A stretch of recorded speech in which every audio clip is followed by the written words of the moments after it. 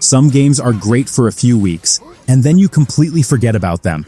But every once in a while, a game shows up that completely takes over your life. The kind of game that makes you lose sleep, ignore your backlog, and randomly think about certain moments months later like they actually happened to you.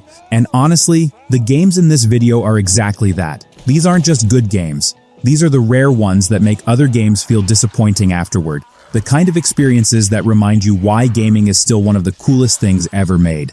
And the best part is, these games all hit differently. Some have insane stories, some have gameplay so smooth it feels illegal, and some are just pure atmosphere where you get lost for hours without even noticing time passing.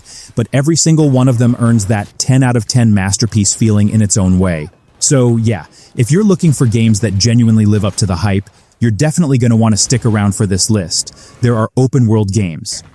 And then there's Red Dead Redemption 2. This game honestly feels less like a game and more like stepping into a living world that somehow keeps surprising you no matter how long you play. You can spend hours doing absolutely nothing important, and somehow it still feels memorable. Riding through the mountains while the music quietly kicks in, getting into random encounters on the road, hearing NPCs react naturally to what you're wearing or how dirty you look. The amount of detail here is honestly ridiculous. And Arthur Morgan might be one of the best written protagonists gaming has ever had because he feels like an actual person instead of a typical video game hero. By the time the story really hits emotionally, you're not just watching cutscenes anymore. You feel attached to these characters in a way most games never manage. Even years later, there are moments in this game people still can't stop talking about, and that says everything.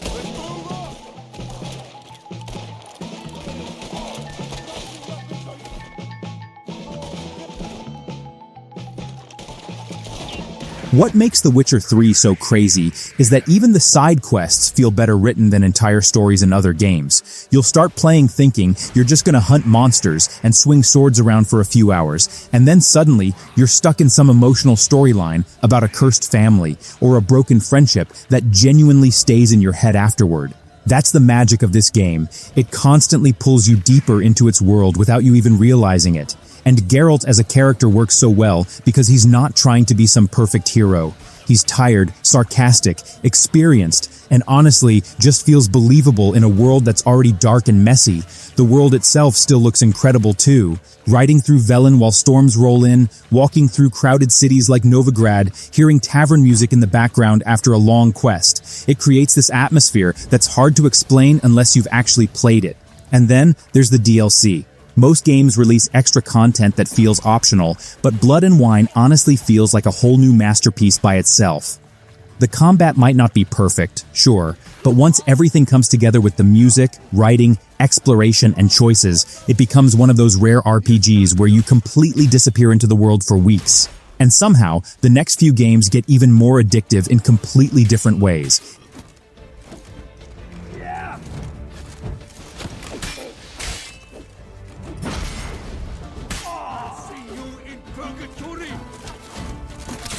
Elden Ring is one of those games where the second you step into the world, you immediately realize this is not going to hold your hand at all.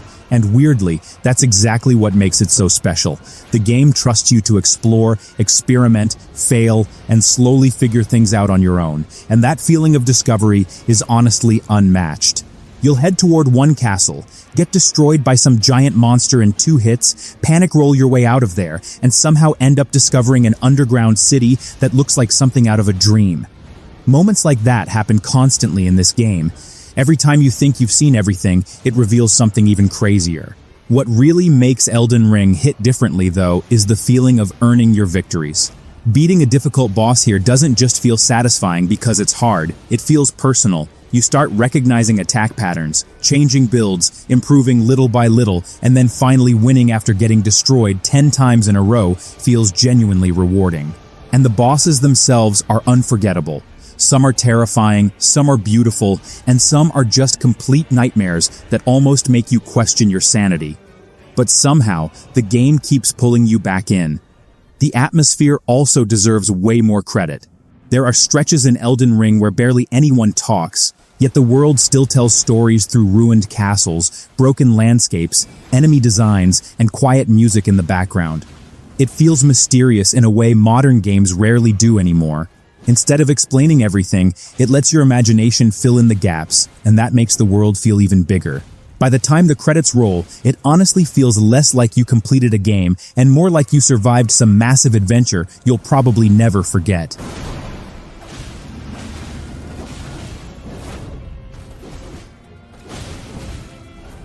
There are some games that don't just impress you, they completely pull you in and don't let go. The kind where you stop thinking about mechanics or objectives and just get lost in the experience itself. Ghost of Tsushima is exactly that kind of game. From the moment you take control of Jin Sakai, it feels like you've stepped into a living samurai movie. There's no clutter on the screen screaming at you. Instead, the wind literally guides you toward your next objective, and somehow that small detail changes everything. You're not following a marker, you're following the world itself. Riding through golden fields, passing quiet villages, and watching the environment shift with every region makes exploration feel natural and almost meditative. But the calm doesn't last long once combat starts. The sword fights in Ghost of Tsushima are some of the most satisfying I've ever experienced. Every strike has weight behind it, every parry feels precise, and every duel turns into a tense, focused moment where one mistake can change everything. Then there are the standoffs, those slow cinematic face-offs where everything goes silent for a second, and then suddenly it explodes into action. No matter how many times you see it, it still looks clean. What really makes the game stand out, though, is Jin's journey. At first, it feels like a straightforward war story, but as things progress, it becomes something much deeper. It starts questioning honor, tradition, and what it really means to protect people when the rules no longer work. Jin's transformation from a traditional samurai into something more unpredictable and feared is handled in a very grounded way, and it slowly pulls you into his conflict. And then there's the world itself. Ghost of Tsushima is packed with small, quiet moments that stay with you more than the big battles. Following foxes through forests to hidden shrines, standing on cliffs while the wind moves through grass, watching sunsets turn the entire landscape into gold, it all feels carefully designed to make you slow down and just exist in the moment. Even when you're not doing missions, the world keeps you engaged. It's one of those rare games where exploration doesn't feel like a checklist. It feels like discovery. And by the time you're deep into it, you stop playing it like a game and start experiencing it like a journey. But the next game goes in a completely different direction and somehow delivers just as much impact.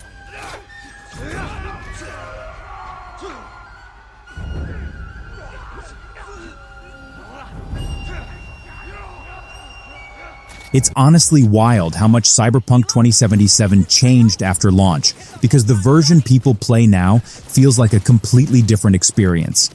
Once you finally get into Night City and start understanding the world, the game becomes insanely hard to put down.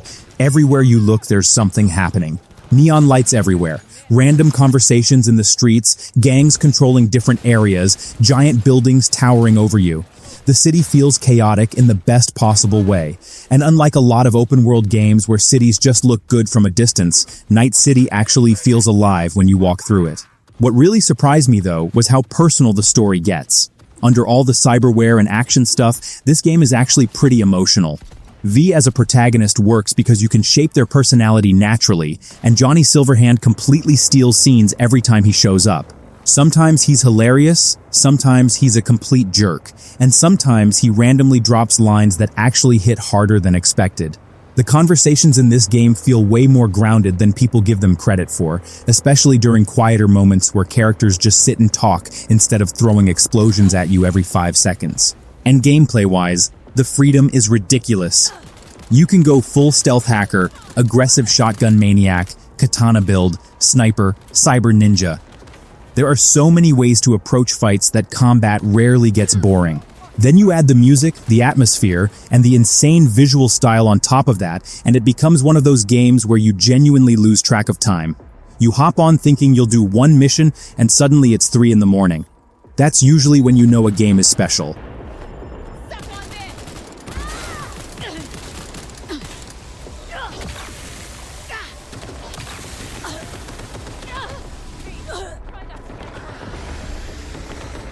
Sekiro is one of those games that doesn't really care about your feelings at the start. It just throws you in and basically says, learn or suffer. And yeah, you will suffer at first. A lot. but there's something weirdly addictive about it. Every fight feels like a test of timing, patience, and pure focus. You're not just swinging a sword randomly, you're actually reading your opponent, waiting for the perfect moment, and reacting in a way that feels almost like a rhythm game disguised as a samurai duel. What makes Sekiro so different from other action games is the way it forces you to unlearn bad habits. You can't just rely on dodging and over-leveling your character. You actually have to get better as a player, and when it finally clicks, it feels insane. One minute you're getting destroyed by a boss over and over, and the next minute you're parrying every attack perfectly like you've been doing it your whole life. That moment where the combat finally clicks is honestly one of the most satisfying feelings in gaming. And the boss fights. They're unforgettable. Every major fight feels like a cinematic duel where both sides are equally dangerous.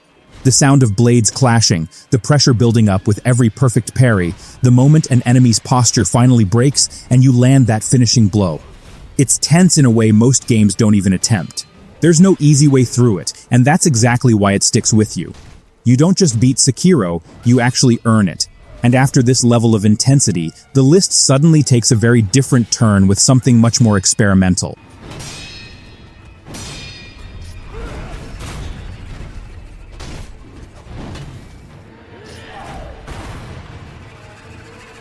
There are some games that don't just look impressive in trailers, they hit you the moment you start playing and keep escalating from there.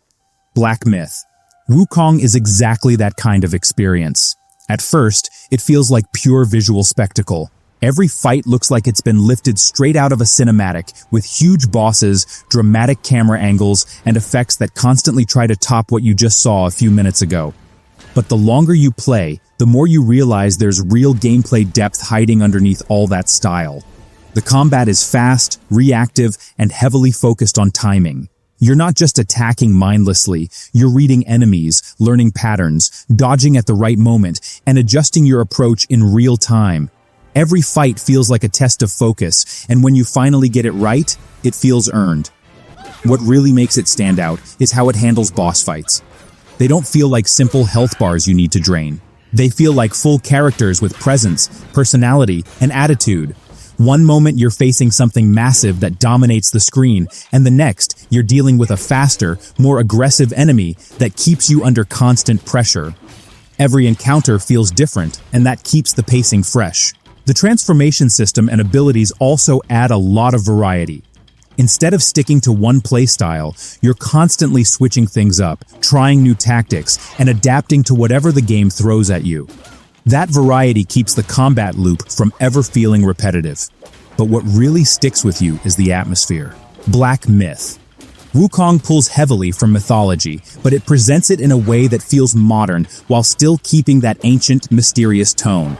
One moment you're walking through peaceful, almost spiritual landscapes, and the next you're dropped into dark, haunting areas that feel completely different in tone. That constant shift keeps you engaged and slightly off balance in a good way. Even outside of combat, it feels like you're moving through different legends rather than just levels. And just when you think you understand what the game is trying to be, it changes pace again and surprises you. That's exactly why it stands out. Not just because it looks good, but because it keeps pushing to impress you every step of the way. Persona 5 Royal is one of those games that slowly pulls you in without you even realizing it, and then suddenly, it becomes your daily routine. You're not just playing a game here, you're basically living a double life. One minute you're a normal student going to school, hanging out with friends, and dealing with everyday stuff, and the next minute you're diving into these surreal dungeons, stealing the hearts of corrupt people. That contrast is what makes it so addictive. It keeps switching between chill life sim moments and intense turn-based battles in a way that never really gets old. What really makes it stand out is the cast. Every character feels like they actually grow with you over time. The friendships don't feel forced, they build naturally as you spend time with them, and that makes the emotional moments hit way harder than expected.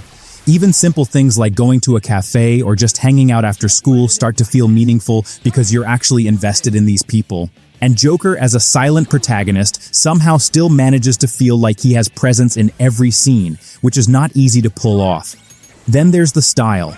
This game is dripping with personality. The menus, the music, the transitions, everything feels smooth and stylish in a way that instantly sticks in your head. Even when you're just navigating the UI, it feels cool, and the soundtrack honestly deserves its own praise because it keeps you energized through hours of gameplay without feeling repetitive. And the further you go, the more you realize this isn't just a long RPG, it's more like a daily routine that slowly becomes part of your gaming memory. You don't rush through it, you live it.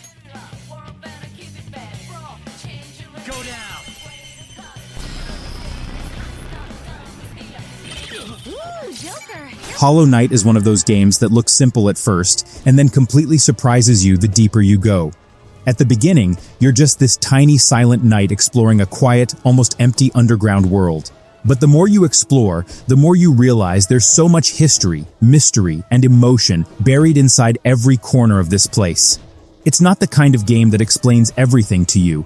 You piece it together slowly, and that makes every discovery feel personal. What really makes Hollow Knight special is the atmosphere. The world feels lonely, but in a beautiful way. You'll be walking through these dark caves and suddenly hear soft music that makes everything feel calm even when you're surrounded by danger. And then combat hits you out of nowhere and reminds you this world is also unforgiving. Every enemy can punish you if you're careless, but every victory feels earned. You don't overpower the world, you learn how to survive in it. And the bosses in this game are unforgettable. Some of them feel like pure skill checks, others feel like emotional moments that stick with you long after you've beaten them. There's a strange kind of elegance to how everything moves, like every fight is part of a bigger rhythm you slowly learn over time. And when you finally start mastering movement, dodging, and timing, the game opens up in a way that feels incredibly satisfying. But what really keeps people coming back is how deep it goes. There's always another path, another hidden area, another secret waiting if you're curious enough to look for it. And just when you think you've seen everything, the game quietly proves you wrong again.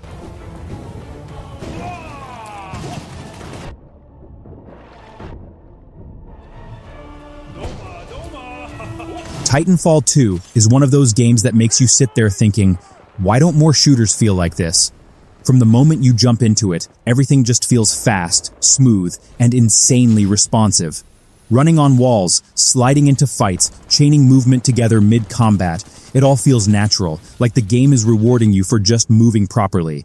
And the crazy part is, even years later, no other shooter has really matched that flow. But what really makes Titanfall 2 special is the campaign. People usually talk about multiplayer, but the story mode is genuinely one of the most creative FPS campaigns out there. There's this mission where you mess with time, and it completely changes how you approach combat and platforming. 1 second you're in a ruined environment, the next second you're flipping between timelines just to survive. It's the kind of idea that sounds complicated on paper, but in-game it feels so smooth and clever that you just get lost in it. And then there's BT, your Titan. The relationship between the pilot and the Titan actually feels meaningful, in a way most games don't really attempt. BT isn't just a machine, it feels like a partner who slowly builds trust with you throughout the journey. The dialogue, the timing, even the small moments between fights make it surprisingly emotional by the end. Even the multiplayer, when it's active, feels like pure chaos in the best way. Titans dropping from the sky, pilots flying across buildings, explosions everywhere, and somehow it still feels controlled if you know what you're doing. It's one of those games where everything just clicks, and you end up wondering why more shooters don't take notes from it.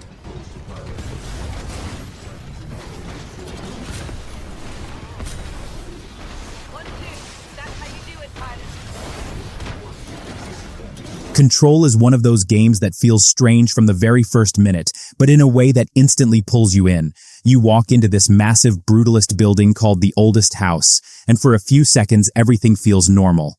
But then things slowly start to shift. Walls don't behave like walls anymore. Objects start floating. Entire rooms feel like they're changing shape while you're still inside them. It gives you this constant feeling that reality is slightly broken here, and that's exactly what makes it so addictive to explore. What really makes Control stand out is how it blends shooting with supernatural abilities. At first, it feels like a regular third-person shooter.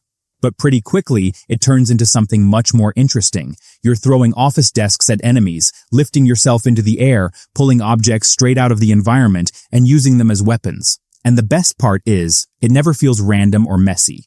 It feels like you're slowly learning how to control chaos itself. The more you play, the more creative it gets. Instead of locking you into one playstyle, the game constantly pushes you to experiment. One fight you're playing it safe from cover, the next you're levitating through the air while debris is flying everywhere. That freedom keeps every encounter fresh. But honestly, the real strength of Control is its atmosphere. The oldest house feels like a place that shouldn't exist. It's confusing, shifting, and deliberately disorienting, but that's what makes it so memorable. You're always getting lost, always finding strange documents, audio logs, and unexplained events that slowly build a much bigger mystery in the background. Even quiet hallways feel tense, like something is watching or waiting just out of sight. And then there are those moments where the game suddenly hits you with something so unexpected that you just stop and take it in. It doesn't rely on non-stop action. Instead, it builds tension, drops something completely surreal, and then pulls you deeper into its world again. That balance between mystery, action, and pure weirdness is what makes Control stick in your mind long after you finish it.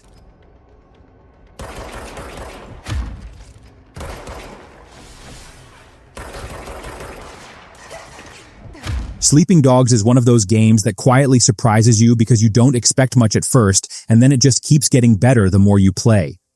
On the surface, it looks like a typical open-world crime game, but the moment you actually start moving through Hong Kong, it has this gritty, lived-in energy that feels different from most games in the genre. The streets feel tight, crowded, and full of personality, and just driving around or walking through markets already feels more interesting than it should. What really makes it stand out is the hand-to-hand combat. It's not just about punching enemies randomly, it's all about timing, counters, and using the environment in brutal but satisfying ways. Grabbing someone and smashing them into a table, kicking them into a wall, or using objects around you mid-fight makes every encounter feel physical and impactful. It has this almost cinematic flow where fights look like something straight out of an action movie, but you're fully in control of it, and the story honestly hits harder than people expect. You're not just playing a random cop in a crime world, you're someone stuck between two identities, trying to balance loyalty, undercover work, and personal connections. That tension keeps building as the game goes on, and it makes certain decisions feel more meaningful than you'd expect from an open-world game like this. Even outside missions, the game gives you small moments that make the world feel alive, whether it's street races, random side activities, or just exploring different parts of the city, there's always something going on. It might not be the biggest or flashiest game on this list, but it's one of those hidden gems that leaves a stronger impression than you think.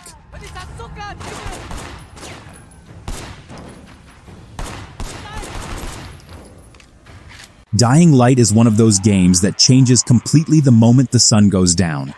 During the day, you're out there exploring rooftops, scavenging for supplies, and feeling like you're in control. The parkour alone makes everything fun, because moving across buildings, jumping gaps, and climbing structures feels smooth and fast in a way that never really gets old. You're constantly in motion, and that freedom is what makes the world so addictive to just run around in. But then night hits, and the whole game flips. Suddenly, it's not about exploring anymore, it's about surviving. The zombies become faster, stronger, and way more aggressive, and even simple movement starts feeling risky. That shift in tone is what makes Dying Light so memorable. You go from feeling like an action hero to quietly panicking while trying to get back to safety, and that tension never really fades no matter how good you get at the game. What really keeps it interesting is how the parkour and combat blend together. You're not just fighting enemies head-on all the time. Sometimes the smartest move is just running across rooftops, creating distance, and using the environment to stay alive. And when you do get into fights, it feels raw and desperate, especially early on when you're not strong enough to just bulldoze through everything. And even after all the chaos, there are moments where the world actually feels calm again, especially up high, where you can look over the city. That contrast between freedom and fear is what makes the experience stick with you. It's not just a zombie game, it's a game about learning how to move, think, and survive under pressure.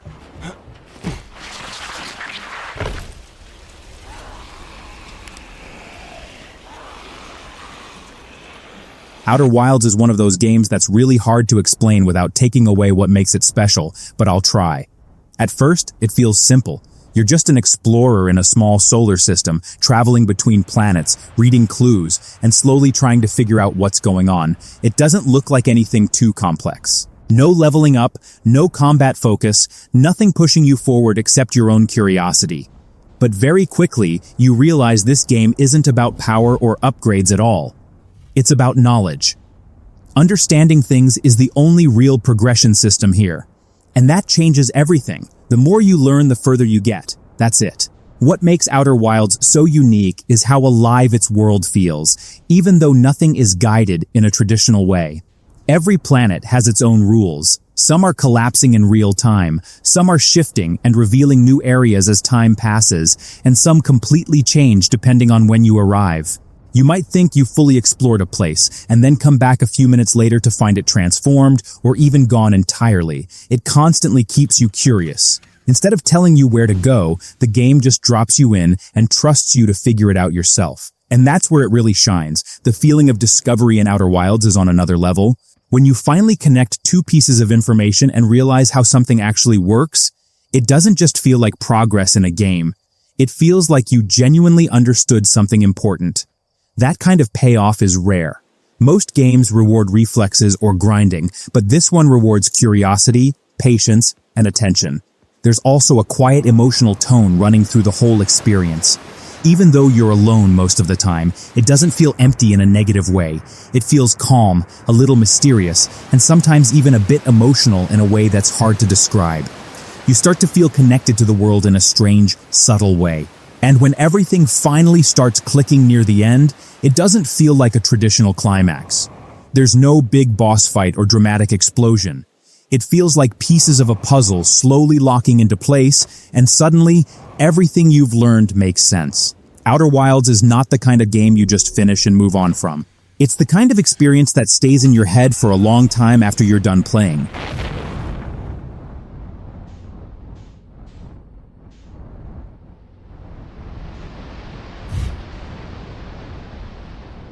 Portal 2 is one of those games that looks simple when you first see it, like okay cool, puzzles with portals, but the moment you actually start playing, it quickly becomes way smarter than you expect. You're not just solving rooms, you're learning how to think in completely new ways. One second you're placing a portal on a wall, and the next you're falling through space, redirecting momentum, and doing things that feel like you're breaking physics without the game ever getting confusing in a bad way. What really makes it special, though, is how natural the humor and storytelling feel. The game constantly balances clever puzzles with genuinely funny writing, especially with GLaDOS constantly commenting on everything you do. It never feels forced. Even when you're stuck on a puzzle for a while, the dialogue keeps things interesting instead of frustrating. And Wheatley adds a completely different energy that makes the story feel even more unpredictable in a fun way. The puzzle design itself is honestly insane when you think about it. It slowly teaches you mechanics without ever needing long explanations, and then suddenly combines everything you've learned into challenges that feel really satisfying to solve. That moment when something finally clicks and you realize how simple the solution was all along is one of the best feelings in gaming. It's not about fast reflexes, it's about understanding. And even though it's a puzzle game, it never feels slow or boring. The pacing is tight, the environments keep changing, and there's always something new being introduced just when you think you've seen it all. By the end, it doesn't just feel like you completed levels. It feels like you went through a full experience that was carefully designed to mess with your expectations in the best way possible.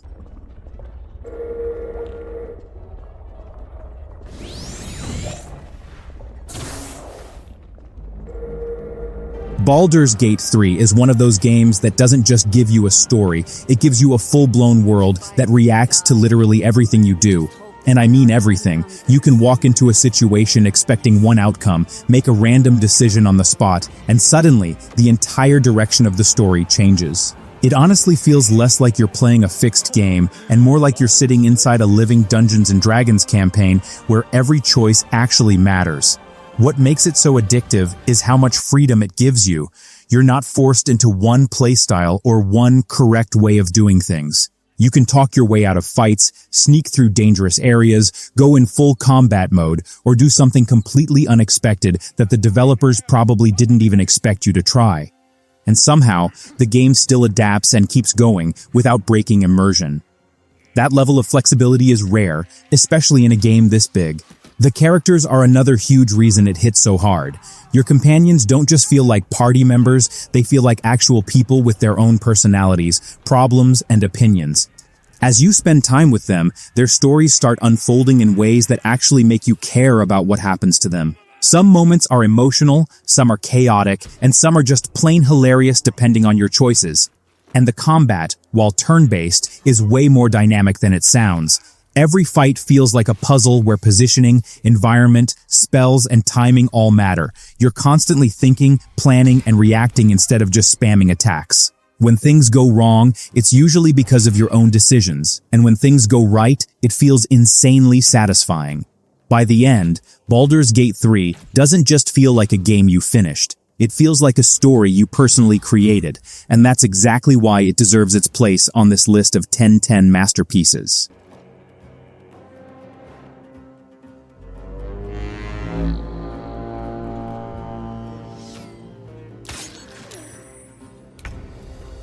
Honestly, by the time you reach the end of a list like this, one thing becomes pretty clear. Gaming really hits another level when everything just comes together the right way. Some of these games stand out because of their story, some because of gameplay, and some just because of the overall experience they give you. But all of them have one thing in common. They don't feel like something you just play for a bit and move on from. They pull you in, and they stay with you long after you're done. If you made it all the way through this video, I really want to know your thoughts. Which game do you think comes closest to being a true 10 out of 10 masterpiece? And if there's a game you feel should have been on this list, drop it in the comments. I always enjoy seeing different opinions and hidden recommendations from other gamers, and if you're into videos like this, where we talk about games that actually deserve the hype, then stick around. More coming soon.